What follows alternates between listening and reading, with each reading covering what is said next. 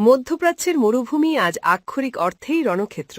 যে যুদ্ধ 4 দিনে শেষ হওয়ার কথা ছিল তা আজ গড়িয়েছে চতুর্থ সপ্তাহে। ওয়াশিংটনের দম্ভ আর তেহরানের জেদ, এই দুইয়ের জাতাকলে পিষ্ট বিশ্ব অর্থনীতি।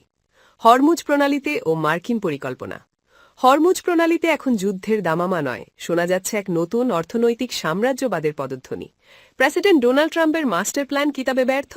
গত মে মাসে যে 15 দফা দাবি নিয়ে যুক্তরাষ্ট্র বুক ফুলিয়ে এগিয়েছিল, আজ সেই লক্ষ্য থেকে কয়েক আলোকবর্ষ দূরে দাঁড়িয়ে ওয়াশিংটন।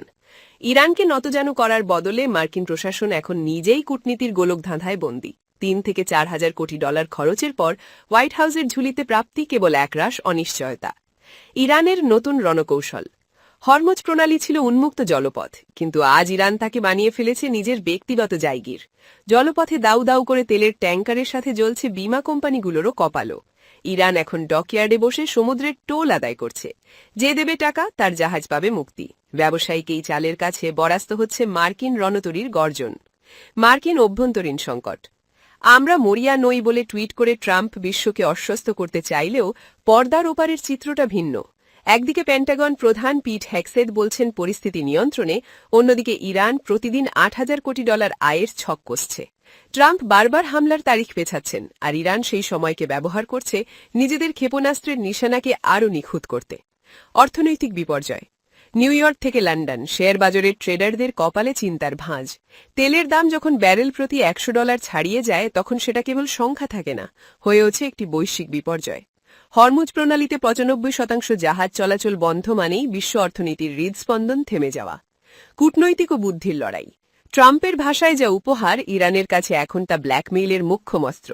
ব্রিটিশ গোয়েন্দা সংস্থা MI6 এর সাবেক প্রধান স্যার অ্যালেক্স ইয়াঙ্গার যখন বলেন ইরান দুর্বল হাতেও অসাধারণ খেলছে, তখন বুঝতে বাকি থাকে না যে বুদ্ধির লড়াইয়ে আমেরিকা পিছিয়ে পড়েছে। ইরানের অস্ত্র এখন আর গুদামে নেই, তারা সেগুলো ছড়িয়ে দিয়েছে আনাচে কানাচে। পেন্টাগন যেখানে ভাবছে বড় এক আঘাতে সব শেষ করে দেবে, তেহরান সেখানে দীর্ঘস্থায়ী যুদ্ধের জন্য জাল পেতে বসে আছে। মার্কিন অভ্যন্তরীণ ও প্রচারণার ভয়াবহতা। দেশের বাইরে যুদ্ধ আর দেশের ভেতরে রাজনৈতিক চোরাবাড়ি। রিপাবলিকান শিবিরেই এখন ফিসফাস শুরু হয়েছে। এই যুদ্ধ কি ট্রাম্পের দ্বিতীয় মেয়াদের কফিনে শেষ পেরেক ঠুকছে? জর্জ ডব্লিউ বুশের মতো তিনি কি একটি অসমাপ্ত যুদ্ধের ট্র্যাজেডিকে পরিণত হতে যাচ্ছেন? 10,000 মার্কিন সেনার জীবন এখন এক অনিশ্চিত ভবিষ্যতের দিকে ধাবিত হচ্ছে। পারমাণবিক শঙ্কা।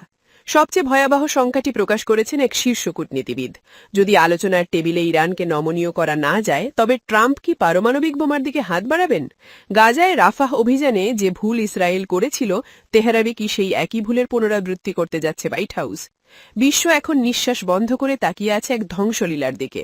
প্রশ্ন একটাই, কে হারছে আর কে জিতছে? রণক্ষেত্রে কার শক্তি বেশি তা বড় কথা নয়, বরং কার ধৈর্য বেশি সেই লড়াইয়েই এখন ভাগ্য নির্ধারিত হচ্ছে। ইরানের সংসদ যখন টোল আদায়ের আইন পাশ করছে, তখন ওয়াশিংটনের পিস বোর্ড কেবল মৃতদেহ আর ঋণের হিসাব কষছে।